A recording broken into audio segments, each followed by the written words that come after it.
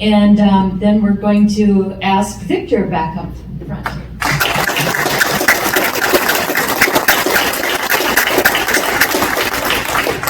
Thanks, Victor. Great, thank you.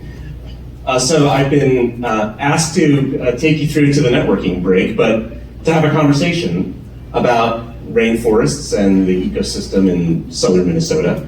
So as you've been listening to my talk and the fire starters that just talked, any questions pop to mind? Anything you talk about, anything that you think about, what can I do in my community differently, or anything you'd like to share about your community? Questions? Anything? Victor, I was wondering about, Alan had talked about starting several businesses and the regulatory, how hard it is on businesses that have more regulation around them. Do you have any insight on that versus businesses that are not so regulated? Or advice for those going into that kind of a business? Advice for heavily regulated industries. It's tough. Yeah, I've been involved in that stuff too. It's not easy. It's not for the faint of heart. There's no simple advice other than every regulated industry is its own thing. And it's so different from industry to industry. And so if you think you know how to do it in one way, it doesn't mean you know how to do it in the other way, and it's so contextual. Alan, you probably agree with all that. And I think the expertise, specialized domain knowledge is key. So within every regulated industry, my experience has been find people who've been there and done that and know that space, because the little regulatory hacks and ways around it are just going to be things that no one else knows except people that have been in that space and living it. Yeah, Al, anything to add to that? What I would add is that the basic framework of key quality systems, ISO standards, and quality systems, sorts of new things that other industries. But once you get that basics, you need that integral. It also does apply if you're in aerospace or automotive. In the case of Tempstar, we actually had 5 different industry regulatory approval processes, emission standards. There's no way to do that. But what we learned was that having that basic framework,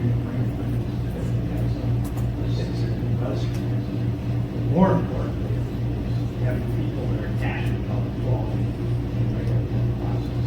And those that, a lot of people out there really love doing that. That allows you to jump from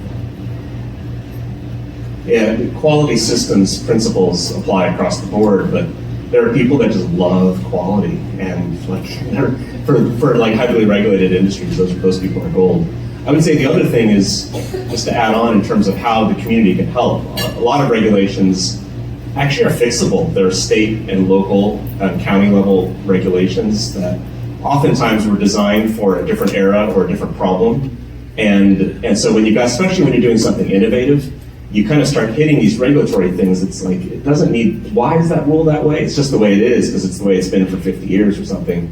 And so having the community actually involved in hearing that feedback about how, can we actually change this, and having policymakers involved in that conversation actually can make a difference. I've seen, it's not a fast process, but it is really, that feedback loop, that conversation is really important. Does that help? Yeah. I want to just ask for your insights on how to evaluate the soil of the rainforest to see what grows best in that situation. How to evaluate the soil of a rainforest and see what grows best in a situation. Simplest answer, talk to people. So lots of conversations and getting feedback, testing ideas out. And so contrasting a highly closed system with highly open systems. In more closed systems, like communities which are tighter and aren't as innovative, people tend to keep stuff really secret, and they kind of hold back. They're afraid someone's going to steal it, or they're afraid someone's going to make fun of them, or something's going to happen wrong. And the problem is you don't get that feedback in the community about whether an idea is good or not. And there's no good or bad, it's only does it work in entrepreneurship. And so getting feedback from people is really important, which means being willing to share out your ideas with people that can help you and give you a sense on whether something's going to work or not. So I think that's the important thing, and you'll find out as you go, like, this works, this doesn't work, this works, this doesn't work. And so you'll get a sense of soil conditions only by probing the soil. That's very, very broad takeaway from that. Of course, it's always, everything's different, every situation's different, but feedback, communications, talking with people is really key. How does that sound to you? Sounds right? Okay. Yes? You showed that slide with the networks and, Phoenix on one end of the spectrum and then Silicon Valley on the other end, and just the density and interconnectedness of that Silicon Valley network. I'm curious, in rural communities and regions, it might be difficult to make those connections with the geography. Are you seeing promising practices in your work across the world that is trying to get at building those networks across the geography? Yes. I think this is probably one of the silver linings out of the pandemic has just been the rise of the virtual world and interconnectivity and the power of that, and people moving from big cities to places where they can live better lives and still access the world. And I grew up in a fairly mid-sized city at different points in my life, and I remember when I was young, when you moved to a mid-sized or smaller city, you were cut off from the world and the newspaper would show up, and it was like 3 days. The news was 3 days late. It was like news that was republished in the New York Times like 3 days ago. It's like, well, this news is like old news. And now you're connected instantly, and it just changes the game, I think, for smaller towns and rural areas. And I've seen that happening in a lot of communities. They're leveraging that.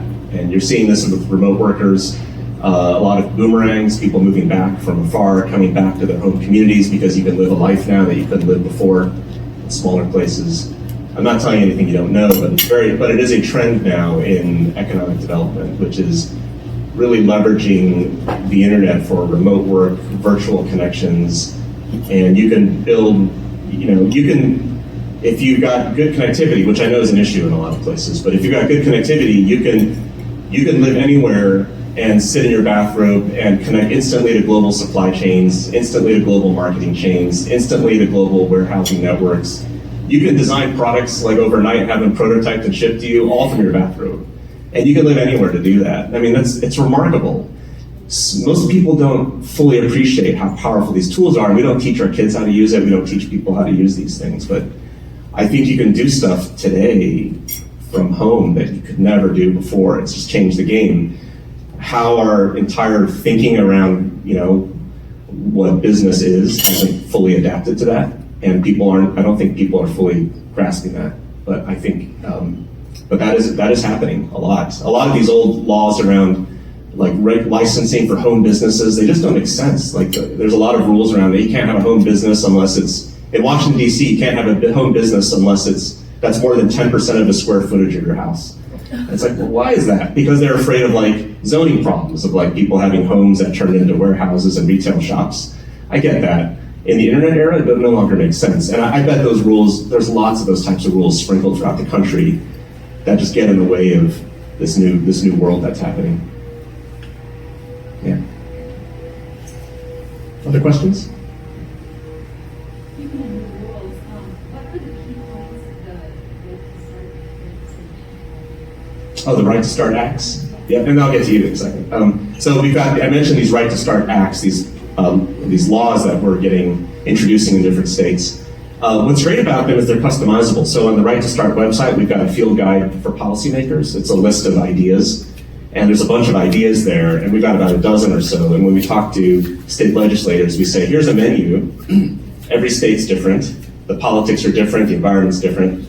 Let's pick what you think is going to work, and let's customize it to fit your particular political environment. And so they cover things from workforce training to economic development to taxation to non-compete restrictions to government contracts to licensing requirements to regulatory barriers. I mean, there's so many. That's the thing about entrepreneurship. We tend to think of it as like, well, that's like its own little box. But if you think about all these different areas, K through 12, education, community colleges, if you start to bundle it together, you realize that all these different cross-silo issues affect entrepreneurs. And so that's what these Right to Start Acts are. They're essentially a bundling of lots of these issues together under one narrative about how it helps entrepreneurs. And so we found that a lot of these issues on their own didn't stand a chance. Like in the Missouri House, one of the issues was 5% of government contracts to young businesses. On its own, didn't have a chance. Bundle it together as part of a pro-entrepreneur initiative that includes capital access and reducing taxation and regulatory barriers for entrepreneurs, and suddenly it's like part of a whole story. And so it helps. It's a more powerful story that way. Yeah, you had a question? So what I'm seeing, there's a lot of talk about all the externals in our business, and this was touched on a little bit. It's a question for everyone that has actually self-support sustainability, is how do you address those inner issues, your inner DNs, the limiting beliefs? I mean, is it reaching out to those mentors? I'm just curious how many of you work with a culture of counselor, something over and above just your business peer counsel and your business connections. Yeah, entrepreneurship is a real mental journey, and the rates of depression and suicide and alcoholism are very high amongst entrepreneurs compared to the rest of the population. And oftentimes they kind of hide it because they're supposed to be strong and show strength and show fearlessness, and it hides and masks a lot of that stuff. I think a lot of entrepreneurs depend on their family support systems a lot. A lot of them go to therapy and probably don't admit it to others. You can do a lot of that online now, so it's a lot easier than it used to be. Coaching, mentoring all helps. I got a group of people I just call when I'm stuck and I'm feeling frustrated. I've just known them for years, and they're always just great checks for me personally. And you kind of build up your own personal cabinet like that. So I think everyone's got their own way of dealing with it, but I think it is absolutely true. And dealing with it, acknowledging it, and understanding that that's an issue for entrepreneurs is really important. And acknowledging it's probably the first big step, and then realizing how to deal with it is by talking with people that can help you, especially other people who've been through similar journeys like that, which is really, really useful. Do you have anything else to add to that? Can I just real quick? I'm a big supporter, especially now, of the idea of having coaches or someone that you go to that is kind of your source of support. Because where there's a lack of clarity, there's confusion. And where there's confusion, there's always just reaction, right? And as a business owner, that is where you start to have those moments of self-doubt and those moments of hesitation. And obviously, as a business owner, like, you just can't get stuck in those wheelhouses because it costs you money, it costs resources, it costs time, it costs, all of these things. And so I think it's an incredibly important conversation to be having, because I work in the realm of substance abuse, and this is my target audience, is prominent professionals who can't or who don't feel as though they have an outlet where they can go and even just find support to find the clarity that they need. The ideas come fast and furious, the plans, everything gets going, and in that process, when things get going too quickly, sometimes that clarity gets lost. And if you don't have someone to ground you, if you don't have someone that's operating at a little bit of an outside perspective to kind of pull you back out and help you to see the landscape clearly again, it can become a bit of a tornado that can get ripped up, right? And then you come out the other side and you're like, what just happened? Where did it all go? And so I think it's an incredibly important conversation, and I think it's an incredibly important thing for us to be doing is helping our business owners to understand that need. I will say my time working with my business coach in Smith, we started out the first probably 6 weeks of our meetings, and she just dealt with the fears that I had. She just dealt with the lack of clarity that I was feeling that was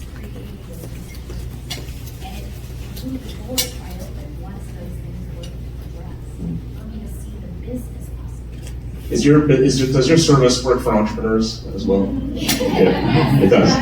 Okay, there you go. In your community, you have a service for this. Yeah, and I'll admit too, I've had anxiety attacks in the middle of meetings before, and it is first time I had it. I'm like, what is happening to me? I actually had to go to the doctor. I thought I was having a heart attack, and it was just the adrenaline gets going, and your body just overreacts, and because you're in the moment of stuff. And I think entrepreneurs get used to this stuff. You just kind of learn to deal with it and learn to manage through it. Hi, Jenna. I would agree with everything Angel said. I have a therapist. I'm on anti-anxiety medicine. And those of you who know me know I am an extremely confident person. I almost put in my top things, but I didn't want to scare you. I almost put in there, I am 100% confident 95% of the time. 5% of your day, 5% of your week, 5% of your month, and 5% of your year is a lot of time, right? I would add to what Angel said, in the mentorships and the peer groups and all of that stuff is wonderful, but I can say the most calming thing in my life is my leadership team at work. We have a very open and honest leadership team. We bring all of our issues to the table and work through them. And if something is going on in my personal life, something is going on in their personal life, we are to that level of acceptance and trust because we want everybody to be healthy, to be a healthy leader, that we actually do work together on those internal issues as a team at work. Because those are the people that know. You don't have to waste 25 minutes explaining what happened while you're in this situation and why it's bothering you the way that you do because they're in that situation with you. Okay. I love that. I think what I'll second on that is we are our own nucleus of our life, and sometimes we like to compartmentalize our parts of our life. And I love what Mariah says because your personal life and your business life, especially when you're an entrepreneur or business owner, are all meshed together. So if you got something happening in your personal life, you damn well know it's coming into your business. So I love that you were able to get to that level of trust and talk about it. I love this. I love this conversation. Jenna, come over sometime. You can hang out with us. All right. Little therapy happening. I think we got, 2-3 minutes or so. Let's do a little quick group exercise to take us to the break in 3 minutes, which is in your groups, in your pod groups. Let's have a conversation around this question. What do you most love about your entrepreneurial ecosystem? Like in your own entrepreneurial community that you're working in, what do you most love about it? And just have a conversation. And in 3 minutes, we'll call time and you can go to break. But it's great lead in the break. Okay.